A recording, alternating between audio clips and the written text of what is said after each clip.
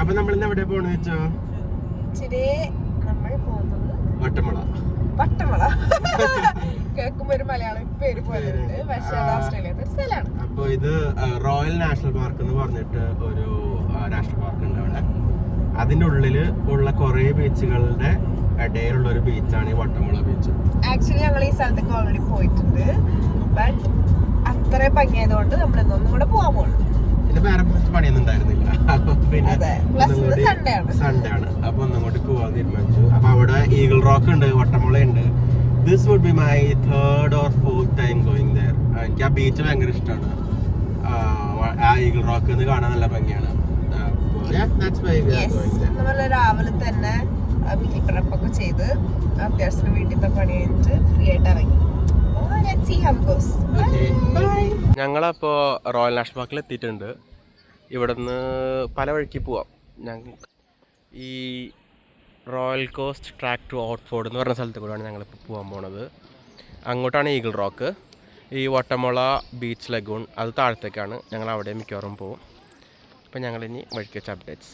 ഇങ്ങനെ ബീച്ചിൽ life guard services ഉണ്ടാവാറുണ്ട്. അപ്പോൾ ഇവിടെ അവർ എഴുതിയിരിക്കുന്നത് ബീച്ചിൽ ലൈഫ് ഗാർഡ് സർവീസസ് ഇല്ല, അതിന് പകരം അവർ ഡ്രോൺ വെച്ച് മോണിറ്റർ ചെയ്യുന്നുണ്ട് ബീച്ചസൊക്കെ എന്നാണ് എഴുതിയിരിക്കുന്നത്.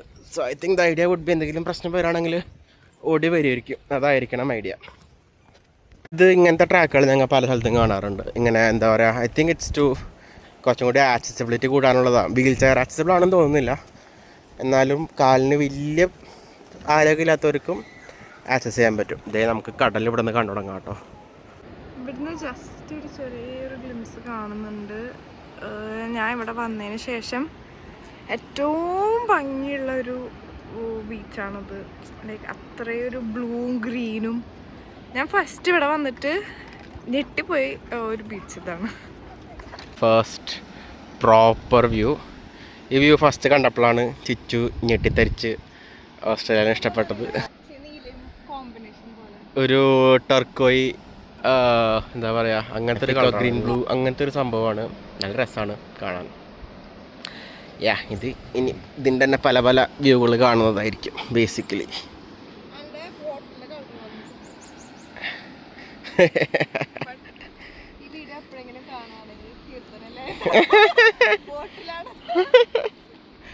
ഈ national park I think world second oldest national park ആണെന്നാണ് എൻ്റെ ഓർമ്മ ശരിയാണെന്നുണ്ടെങ്കിൽ. എന്താ പറയുക, ഏറ്റവും oldest USA yellow stone national park എന്നാണ് ഞാൻ വായിച്ചിട്ടുള്ളത്. അതിലെന്താണ് സത്യം ഉണ്ടെന്ന് എനിക്കറിയില്ല. അപ്പോൾ അത്രയും പഴക്കമുണ്ട്. 19th സെഞ്ച്വറിയിൽ 1880 മറ്റാണ് ഈ നാഷണൽ പാർക്ക് എസ്റ്റാബ്ലിഷ് ആയിട്ടുള്ളത്. ഇതാണ് വ്യൂ. ഇവിടെ നിന്ന് ഇങ്ങനെ കുറേ കാണാൻ പറ്റും. ഇവിടെ കുറച്ച് പേര് എന്തോ റോക്ക് ഫിഷിംഗ് സ്റ്റൈൽ എന്തോ ചെയ്യുന്നുണ്ട്. അത് അങ്ങോട്ട് എത്താൻ പാടുണ്ടോ ഇല്ലയെന്നൊന്നും അറിയില്ല.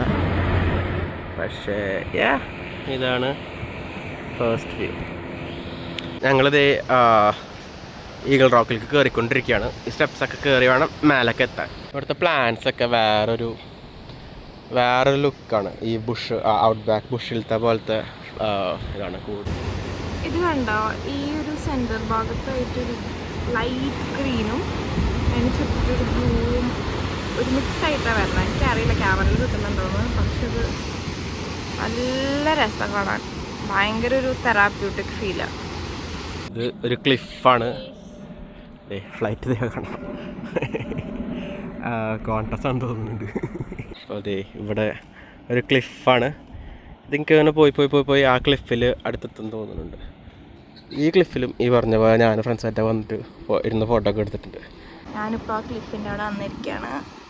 അതവിടെ നിന്ന് ഫോട്ടോ എടുക്കാൻ പോയിട്ടുണ്ടായിരുന്നു. അതാ ഇവിടെ കണ്ടു. അതാ ഇവിടെ ഉണ്ട്. അപ്പോൾ ഞാനിതാ ഇവിടെയാണ് ഇരിക്കുന്നത്. നാളൻ്റെ അടിയിൽ നല്ല രസമുണ്ട് കാണാൻ. ഈ ഫ്രണ്ട് ആ ക്ലിഫിൻ്റെ അവിടെ നിന്ന് ഫോട്ടോ എടുക്കാൻ പോയതായിരുന്നു. ഞങ്ങൾ ഇങ്ങോട്ട് വന്നപ്പോൾ ചിച്ചൻ്റെ ഫോട്ടോ എടുക്കാൻ വേണ്ടിയിട്ട് അവിടെ വെയിറ്റ് ചെയ്യാണ്.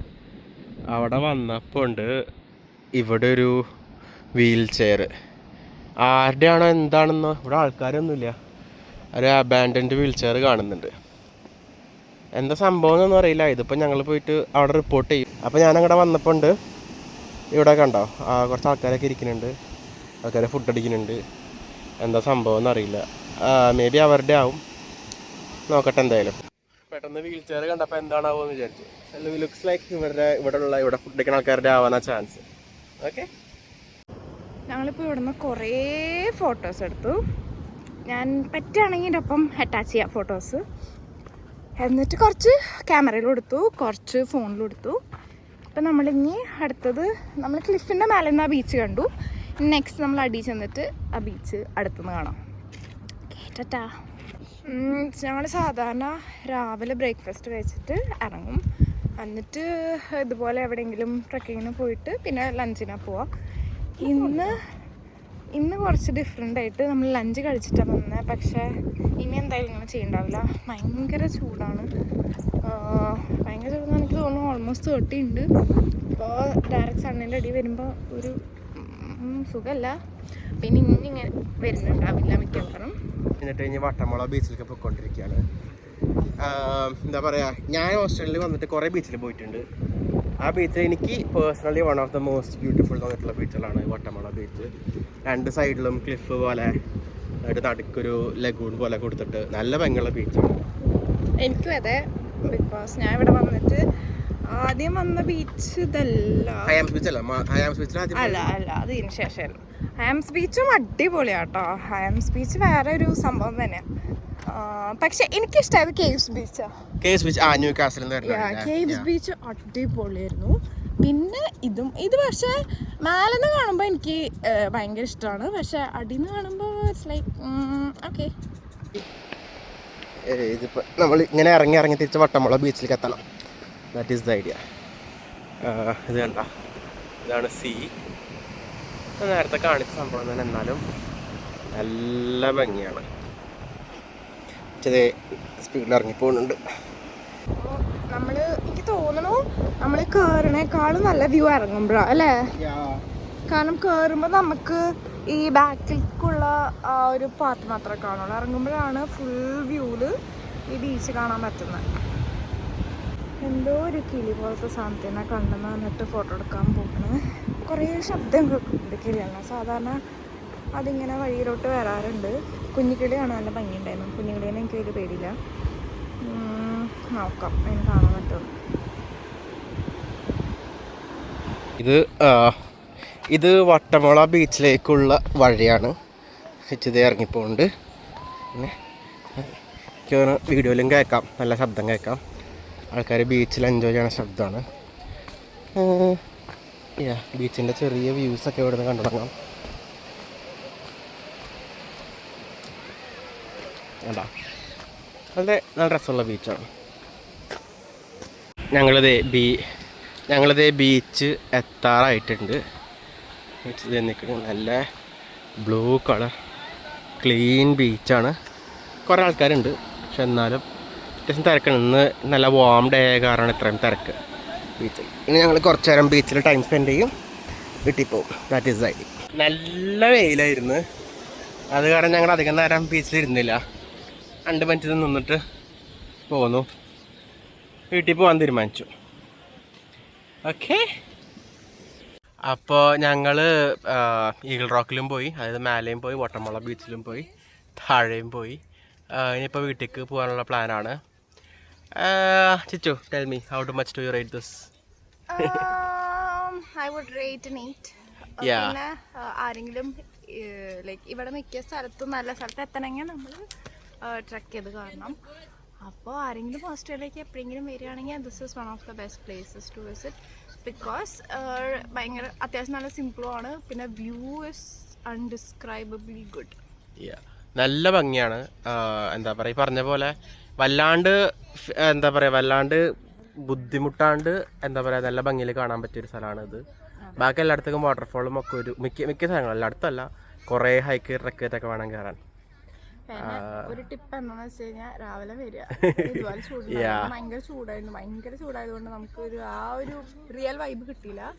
കഴിഞ്ഞ തവണ നമ്മൾ വന്നപ്പോൾ ഒരു തണുപ്പും കാറ്റും എല്ലാം കൂടെ ആയിട്ട് നല്ല രസമായിരുന്നു, നല്ല കാറ്റൊക്കെ ആയിരുന്നു. അപ്പോൾ എന്താ പറയുക, രസമുള്ള സ്ഥലമാണ്.